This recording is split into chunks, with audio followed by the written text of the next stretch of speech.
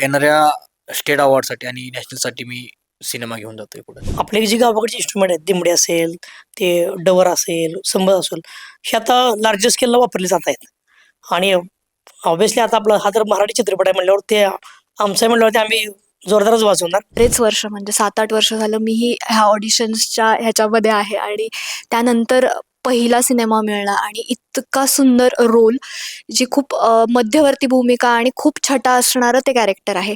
गवळण जर घेतली आपण तर जशीच्या तशी टिपिकल वाजवलेली आणि मंत्रमुक्त किंवा जे असं त्यांनी ज्या कमेंट केल्यात यूट्यूबला, गवळण असेल, परत आपला राजा मल्हारी असेल, कुंकू कोरलं कपाळे असेल, तर ह्या गाण्याला लोकांच्या इतक्या इंटरेस्टिंग कमेंट आहेत. म्हणजे आपल्या सामान्य स्त्रियांपेक्षा ती वेगळी का ठरते? ती मुरळी आहे म्हणून वेगळी ठरते. आतापर्यंत जे चित्रपट झाले, काही तमाशापट झाले, काही देवदासी म्हणजे जोगती समाजावर झाले, पण वाघ्या मुरळीवरती येणारं आजपर्यंत कुठलं गाणंही नाही म्हणजे आपल्या इंडस्ट्रीत, आणि चित्रपटही नाही. म्हणजे फुला शोधताना मला मीही बरीचशी सापडले असं मी म्हणेल, कारण तिच्या आयुष्यातले जे कंगोरे आहेत आणि खूप दाहक आणि खूप जास्त चॅलेंजिंग ते आयुष्य आहे. मंडळी नमस्कार, मी प्रेरणा. तुम्ही बघताय मॅक्स महाराष्ट्र. मॅक्स महाराष्ट्राच्या माध्यमातून आपण विविध कलाकारांना भेटत असतो, त्यांच्यासोबत गप्पा मारतो आणि आज आपल्या सोबत आहे फुला या आगामी मराठी चित्रपटाची टीम. त्यांच्यासोबत गप्पा मारणार आहोत. खरं तर वाघ्या मुरळी या संस्कृतीचं वास्तव असेल किंवा लोककला असतील किंवा मातीतले जे कलाकार आहेत त्यांचं जीवन असेल, या सगळ्यावर आधारित फुला हा चित्रपट, आणि या निमित्तानं कलाकारांसोबत गप्पा मारणार आहोत. खूप खूप स्वागत आहे. मला तुमच्याकडनं ना सगळ्यात आधी तुम्हाला काय काय प्रतिक्रिया मिळाल्यात सर्वप्रथम मला ते सांगा, कारण गाणी आउट झाली आहे, इतकी उत्तम गाणी आहेत, सुंदर गाणी आहेत. तुम्हाला काय काय फीडबॅक्स मिळतात ओव्हरऑल चित्रपटासाठी? स्पेसिफिकली मी आता गाणी आउट झाले तर त्याच्याबद्दल सांगेल की मला आत्ता एक नुकतीच आलेली कमेंट और कॉम्प्लिमेंट आपण जे म्हणू ते, की एक इन्स्टावरती आहे ती मुलगी आणि तिची आई मुरळी आहे, म्हणजे ते त्या या परंपरेमध्ये आहेत. तर माझा जो आमच्या चित्रपटाचा जो कोरिओग्राफर आहे आशुतोष, तर त्याने खास तिला फोन केला होता की राजा मल्हारी गाणं आलंय, बघ आणि सांग. तर त्यावरती तिची अशी प्रतिक्रिया होती की ती जी मुलगी आहे तर ती सांगलीच्या ताफ्यातली आहे की सोलापूरच्या ताफ्यातली आहे. म्हणजे एकूणच जी बॉडी लँग्वेज आहे किंवा ह्या सगळ्या गोष्टी, तर लोकांना कुठेही एक अभिनेत्री नाचतीये असं नाही वाटत आहे. सो ती एक म्हणजे गाण्याला चपखल असं बसेल इतकं ते लोकांना भावतंय. तर माझ्यासाठी ती एक खूप मला भावलेली कॉम्प्लिमेंट ती आहे. गाण्याबद्दल बऱ्याच कमेंट आहेत आता, म्हणजे यूट्यूबला अनेक ठिकाणी कमेंट अशा आहेत की बऱ्याच दिवसानंतर एक काहीतरी सुंदर ऐकायला मिळते. म्हणजे गवळण जर घेतली आपण तर जशीच्या तशी टिपिकल वाजवलेली आणि मंत्रमुक्त किंवा जे असं त्यांनी ज्या कमेंट केल्यात यूट्यूबला, गवळण असेल, परत आपला राजा मल्हारी असेल, कुंकू कोरलं कपाळे असेल, तर ह्या गाण्याला लोकांच्या इतक्या इंटरेस्टिंग कमेंट आहेत की यार चला आपल्याला ते आता आपण स्वतः मान्य केली, हा लोकांपर्यंत पोहोचलंय ते आणि ते लोकांना आवडतंय, भारी वाटतं एकदम. गीतांसाठी म्हणजे असे श्रवणीय चाली, म्हणजे ही जी कॉम्प्लिमेंट आहे ना माझ्यासाठी खूप चांगली आहे. कारण कुठल्याही गाण्याची कंपोजन चांगली होणं गरजेचं असतं आणि लोकांपर्यंत ते पोचले. लोकांचे कमेंट आहेत की बाबा एवढ्या आधुनिक काळामध्ये सुद्धा आवीट वाटते असं, म्हणजे खरंच वाघ्या मुरळीचं प्रतिवरची गाणी आहेत असं ते, ह्या कॉम्प्लिमेंट माझ्यासाठी आनंदच आहे सगळ्यांना. पुढचा प्रश्न तुझ्यासाठी आहे, कारण प्रत्येक मिनिटाला आपण सोशल मीडियावर बघतो एक रील असतं. प्रत्येकाला आता ऍक्टर बनायचं आहे. विविध सोशल मीडियाचे प्लॅटफॉर्म असतील किंवा आता फिल्म्स येत आहेत, उत्तम उत्तम कलाकार येत आहेत, खूप मोठी स्पर्धा आहे. या सगळ्यामध्ये तू येत असताना, डेब्यू करत असताना तुला काय वाटत होतं की कशा पद्धतीनं आपण प्रेझेंट होतोय? मी म्हणेल की ही एक खूप काळ वाट बघितल्यानंतर मिळालेली सुवर्ण संधी असंच मी घेते. कारण मी एक थिएटर आर्टिस्ट आहे आणि बरेच वर्ष म्हणजे 7-8 वर्ष झालं मीही ह्या ऑडिशन्सच्या ह्याच्यामध्ये आहे आणि त्यानंतर पहिला सिनेमा मिळाला आणि इतका सुंदर रोल, जी खूप मध्यवर्ती भूमिका आणि खूप छटा असणारं ते कॅरेक्टर आहे. तर खूप छान वाटतंय की माझी निवड ह्या पात्रासाठी केली आहे आणि तो विश्वास माझ्या डिरेक्टर्सने दाखवला, तर त्याबद्दल त्यांचे धन्यवाद. तर मस्त वाटतंय. पण फुलाच्या भूमिकेमध्ये तू चपकल बसतेय, कारण जे काही आम्ही ग्लिम्से बघतोय चित्रपटानिमित्तानं त्याची गाणी असतील काय, तर त्याच्यात असं वाटतंय फुला म्हटल्यावर तुझ्यावर जेव्हा ती फ्रेम येते ते असं वाटतं हो, ही आहे ती फुला. पण या सगळ्या ह्याच्यामध्ये अभिनय करणं, चित्रपटासाठी काम करणं हा अनुभव कसा होता? अभिषेकजी असतील किंवा या सरांसोबत काम करणं? अ, फुलाचं ॲक्च्युली तेच आहे, की मला तिचं वेगळेपण काय आहे, तर ती मुरळी आहे. म्हणजे आपल्या सामान्य स्त्रियांपेक्षा ती वेगळी का ठरते? ती मुरळी आहे म्हणून वेगळी ठरते. तर मला अ, म्हणजे ह्याचं जे काही क्रेडिट असेल ते मला माझे जे डिरेक्टर आहेत अभिषेक सर आणि माझे क्रिएटिव्ह डिरेक्टर अमर देवकर. तर ह्या दोघांनी माझे वर्कशॉप घेतलं होतं 10 दिवसांचं आणि त्या दरम्यान मी खूप साऱ्या जागरण गोंधळांच्या कार्यक्रमात जाऊन पर्सनली त्या मुरळ्यांसोबत नाचून त्यांच्याशी प्रयत्न केला त्यांच्याशी संवाद साधण्याचा मला जितकं जमेल तितका. तर मला असं वाटतं की हे सगळं त्याचं क्रेडिट आहे आणि चित्रपटादरम्यान म्हणजे फुला शोधताना मला मीही बरीचशी सापडले असं मी म्हणेल. कारण तिच्या आयुष्यातले जे कंगोरे आहेत आणि खूप दाहक आणि खूप जास्त चॅलेंजिंग ते आयुष्य आहे आणि ते स्क्रीनवरती जरी निभवताना सुद्धा बऱ्याचदा मलाही असं व्हायचं माणूस म्हणून मीही खूप दुखावली आहे बऱ्याचदा. तर मला असं वाटतं की खूप चॅलेंजिंग आणि पहिला सिनेमा असावा तर तो कदाचित असाच असावा आणि तो सगळ्यांच्या वाटेला यावा मला असं वाटतं. आणि ज्या पद्धतीने बघतोय आम्ही, आम्हाला असं वाटतं ते फेस्टिवलसाठी जे काही चित्रपट असतात, जे खरं तर त्याच्यात शोधण्यासारखं खूप गोष्टी असतात, कळण्यासारख्या आणि समाजासाठी खूप गोष्टी ठेवलेल्या असतात. तर या चित्रपटाच्या बाबतीत ते जाणवतंय. तर तुम्ही वेगवेगळ्या फेस्टिवलसाठी नेताय का हा चित्रपट? तुमचा काय आहे पुढचा प्रवास या चित्रपटासाठीचा? हा चित्रपट फेस्टिवलसाठी आपण पुढं कंटिन्यू करतोय थिएटर रिलीज नंतरही. अंबरनाथ फिल्म फेस्टिवलला नामांकन मिळाले. त्याच्यामध्ये सर्वोत्कृष्ट संगीतकार, बालकलाकार आणि नकारात्मक भूमिकेसाठी आम्हाला 3 पुरस्कार मिळाले. सांस्कृतिक कला दर्पणला टॉप 10 मध्ये आपली फिल्म आहे आता. काल तिचं स्क्रीनिंग झालं. आता 28 तारखेला तिचा रिझल्ट येईल. तर येणाऱ्या स्टेट अवॉर्डसाठी आणि नॅशनलसाठी मी सिनेमा घेऊन जातोय पुढे. विविध जी गाणी आहेत, प्रत्येक गाण्याचा एक वेगळा फ्लेवर जाणवतो. प्रत्येक गाण्याची एक शैली आहे. ज्या पद्धतीचे इन्स्ट्रुमेंट असतील, जो काही बारकावे आहेत गाण्यामधले ते जाणवते जेव्हा आम्ही ते गाणी ऐकतो. तुमच्यासाठी हा प्रवास फुलाचा कसा राहिला? गाण्यांच्या बाबतीत काय डोक्यामध्ये विचार होता, की काय पद्धतीनं हे प्रेझेंट व्हायचंय ही गाणी? फुलाचं जे संगीत आहे मॅम, या संगीताचं सगळं क्रेडिट जे आहे ते आपल्या लोक परंपरेला लोक कलाकाराला जातं जे वादक आहेत ते. कारण त्यांनी जी इतकी व्याप्ती वाढवून ठेवली की अभिमान वाटतो आता की आपले जे गावाकडचे इन्स्ट्रुमेंट आहेत दिमडे असेल, ते डवर असेल, संबळ असेल, हे आता लार्ज स्केलला वापरले जात आहेत. आणि ऑब्व्हियसली आता आपला हा तर मराठी चित्रपट आहे म्हणल्यावर ते आमचं आहे म्हणल्यावरती आम्ही जोरदारच वाजवणार. आणि कन्सेप्टच अशी आहे मॅडम, की मला पहिल्यांदाच असं शॉक झालं की यायला आपल्या आयुष्यातला पहिला चित्रपट आहे बाहेर येणार आणि त्याला एवढं खतरनाक काम करायला मिळणार आहे आपल्याला, की जे आपल्या मातीतलं आहे आपण जे ऐकत आलोय. मुळात बँड कलाकार असल्यामुळं खूप प्रकारची गाणी ऐकली गेलीत माझ्याकडून. मग त्याच्यातलं नेहमी लक्षात येतं की बाबा जर आपले कंपोजर जर चांगले असेल, म्हणजे माझे जे चांगले मित्र आणि गुरु आहेत अवधूत दादा वाडकर मला नेहमी सांगतात की सामान्य जर कंपोजर चांगले असेल तर अरेंजिंग थोडं इकडे तिकडे चालतं. मुळात मग मी हाच विचार केला की कथा आपली इतकी चांगली आहे, गाणी इतकी चांगली आहे, तर त्याच्या भावावरती आपण जास्त काम करूया. प्राथमिक शिक्षण असल्यामुळं ते शब्दांच्या पाठीमागे जाऊन मी कंपोज लाईन केल्या आणि मजा खरी आली तेव्हा रिदम रेकॉर्डिंग करताना किंवा ही गाणी रेकॉर्ड करत असताना. कारण तो वाजवणाऱ्यांचं जे वाघ्यामूर्ती जे वादक असतात त्यांची पॉवर खतरनाक असते. म्हणजे स्पीडनं वाजवणं. तुम्ही रात्री 4ला जरी त्यांचा कार्यक्रम बघितला ते तितक्याच ताकदीने वाजवत असतात ते आणि मुरळी पण दमत असते ते पण दमत असतात. ही त्यांची एनर्जी आपला प्रत्येक गाण्यातून मला इम्प्लिमेंट करायची होती आणि 7च्या 7 गाणी चांगल्या प्लॉटला येत आहेत. असं नाही की बाबा वाघ्यामुरळीचा चित्रपट आहे म्हणून चला बॅक टू बॅक गाणीच आपल्याला पाहिजेत असं काहीच ते तुम्हाला कुठं जाणवणार आहे.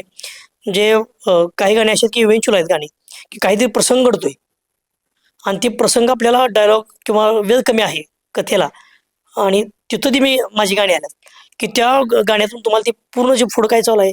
म्हणजे मी तसा भाग्यवान आहे, की इतकं चांगलं जबाबदारी माझ्यावरती आली आणि चांगलं मला दिसतं आलं पहिल्या चित्रपटामध्ये. आणि काही गाणी अशी आहेत की डान्सिकल आहे, की ज्याच्यातून वाघ्यामुरळी ॲक्च्युअल बाज आणि डान्स काय असतो हे दिसतंय. तिथं मला पॉवरवरतीच काम करता आलं.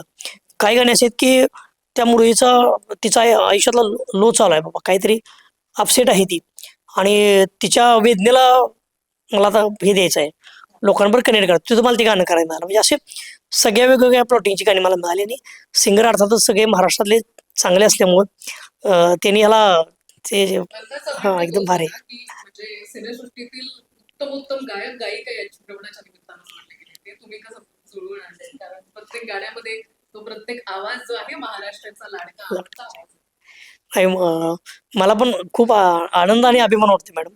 कारण मी स्वभावानं लहान असल्यापासून हट्टी आहे आणि ज्यावेळेला कंपोज केलं त्यावेळेला मी सांगायचे सगळ्यांना, की तुमचं कास्टिंगचं वगैरे आय एम नॉट इंटरेस्टेड. तुम्ही काय घेणार आहे काय मला माहीत नसायचं त्यांचं. पण मी यांना सांगायचो, की मी हे गाणं ह्याच आवाजासाठी केलंय. म्हणजे माझ्याकडे ब्राउचर्स आहेत त्याचे चित्रपटाचे जुने तयार केलेले मी.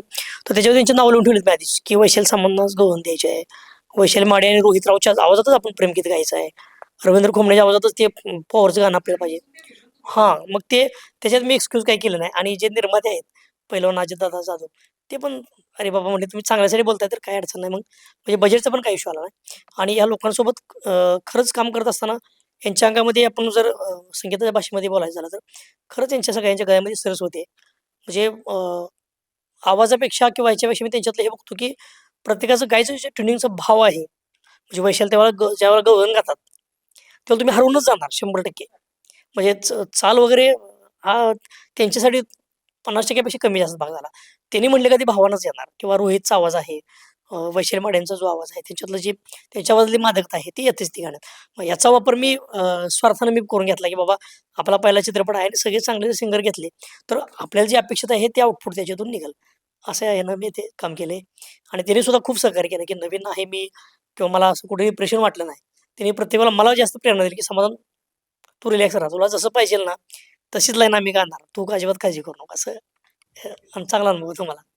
तर तुम्ही ज्या पद्धतीनं भरभरून सांगताय त्याच्यावरून जाणवते की किती मेहनत आहे, तुमचं विजन आहे, तुमचे किती विचार त्यात ओतून तुम्ही सगळ्यांनी काम केलं. अभिषेक तुमच्याकडनं जाणून घ्यायचंय कारण तुमचं काय विजन होतं? काय प्रेझेंट करायचं आहे? काय वास्तव जे आहे ते लोकांपर्यंत मांडायचं आहे? काय पद्धतीचं प्रेझेंटेशन असावं? चित्रपट करत असताना मी असं टिपिकल वाघ्या-मुरळी जे वास्तवात तुम्ही बघताय किंवा जी लोकं प्रेक्षक जे बघतात, ते जसंच्या तसं रेखाटायचं आणि तसंच्या तसं लोकांपर्यंत घेऊन जायचं. आणि आज ते चित्रीकरण झाल्यानंतर त्या स्क्रीनमध्ये बॅकग्राऊंड असेल, गाणी आहेत, तर जसं मी लाईव्ह वाजवलंय किंवा लाईव्ह ऐकलंय, तसंच मी अनुभवतोय, तसंच प्रेक्षक सुद्धा अनुभवतील. ते सगळं शूट करतानाचं तुम्हाला ते एक वेगळे वाइब्स असणार. त्या सेटवरचं सगळं अर्थात कॅमेरा आहे, लाईट आहे, पण तुम्हाला ती वाइब अनुभवता आलेली असणार तिथे. तर तुझ्यासाठी ते कसं होतं त्याच्यावर नाचणं, परफॉर्म करणं तिथे? अ, कसं आहे ना, जो ऑडियन्स तुम्हाला तिथे दिसतोय ना, की तो त्याच गावातला ऑडियन्स आहे. सो जेव्हा शूट लागायचं म्हणजे 7:00 वाजता वगैरे मी आवरून तिथे असायचे, की कोणाच्या तरी घरासमोर तो सेट लागलेला आहे आणि अशी लोकं जमलेली आहेत. तर साधारणतः अर्ध्या तासासाठी वगैरे ते मला एक नटी आली, असे असायचे. त्यानंतर ते मला मुरळीच समजायचे आणि हो, त्यानंतर ते विसरून जायचे, की इथं शूट चालू आहे, की काय चालू आहे.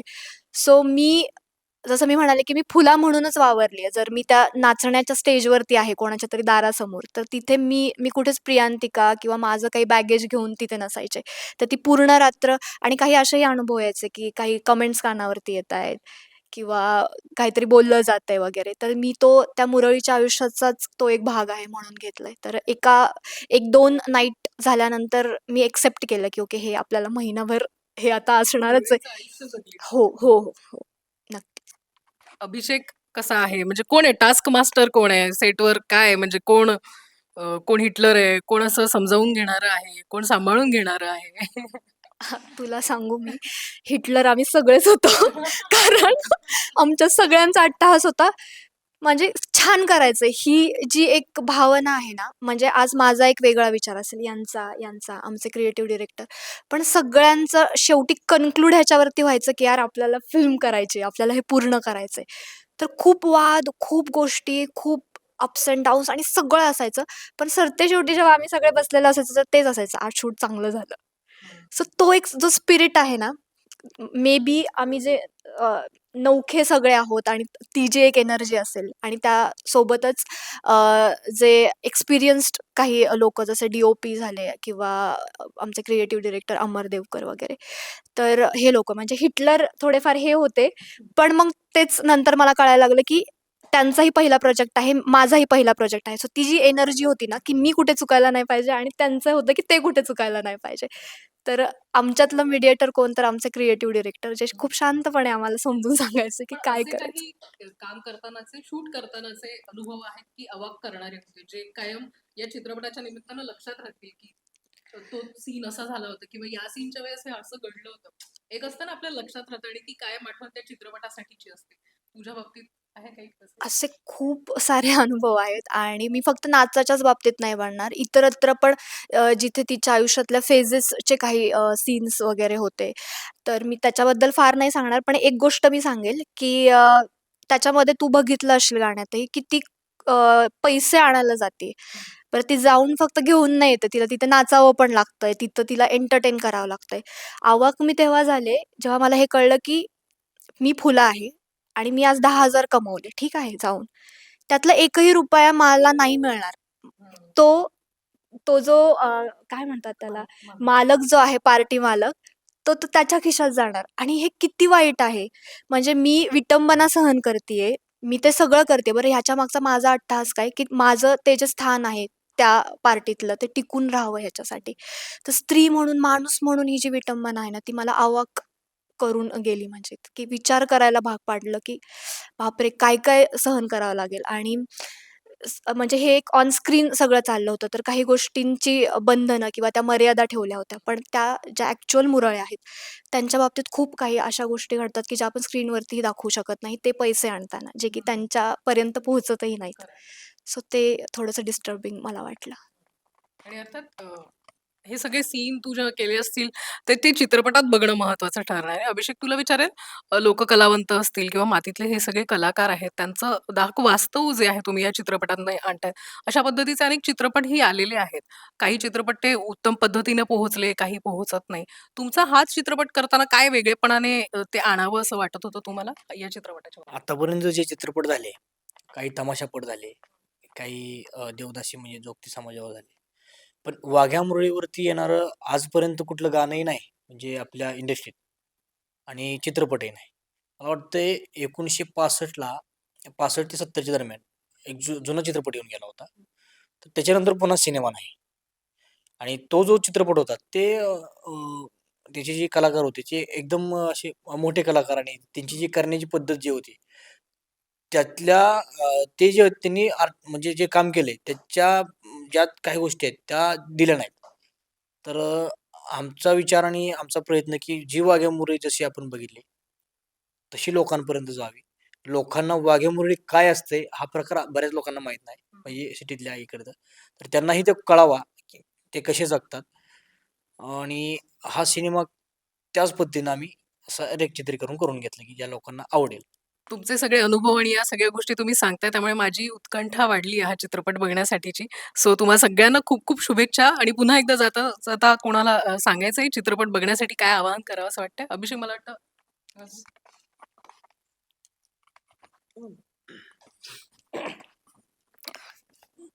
हा चित्रपट जो आहे, फक्त मनोरंजन म्हणून न पाहता प्रत्येक प्रेक्षकांना हा जो समूह आहे, की जो जगत आलेला आहे, त्यांची जी डार्कनेस आहे, हा समाजापुढं येणार आहे आणि आम्ही सगळे यासाठी खुश आहोत, की आम्हाला अभिमान वाटतो, की आम्ही सगळे आमचा पहिला चित्रपट आहे. तांत्रिकदृष्ट्या आम्ही कमी असेल, जास्त असेल ते 17 तारखेनंतर समजेल. परंतु आपल्या आयुष्याच्या पदार्पणामध्ये आपण समाजासाठी या चित्रपटातून काहीतरी देतोय, की ज्याच्यामध्ये मनोरंजन पण आहे. पण जर आपण नुसतं डोसं देत बसलो, तर कोणी आपला चित्रपट बघणार नाही. तर त्यांच्याच शैलीमध्ये, त्यांच्याच भाषेमध्ये त्यांना फक्त जाणीव करून देण्याचा हा छोटासा आम्ही प्रयत्न केलेला आहे. आणि मुळात मला तर चित्रपटाचं असं वाटायचं, की पहिल्यांदा हा सारखा फुला-फुला म्हणतो म्हणजे ह्याच्या प्रेयसीच वगैरे कुठलं नाव आहे का असं फुला वाटायचं. परंतु आता ह्या फुलाच्या प्रेमात आम्ही सगळेच पडलेलो आहे आणि 17 तारखेला हे सगळे प्रेक्षक सुद्धा ह्या फुलाच्या प्रेमात पडतील. मला तर वाटतं हिचं आयुष्यभर नाव फुला म्हणूनच हिचं नाव राहील असं वाटतंय. याचं मूळचं नाव जाईल निघून असं वाटतंय मला कधी-कधी. खूप खूप शुभेच्छा या चित्रपटासाठी तुम्हा सगळ्यांना संपूर्ण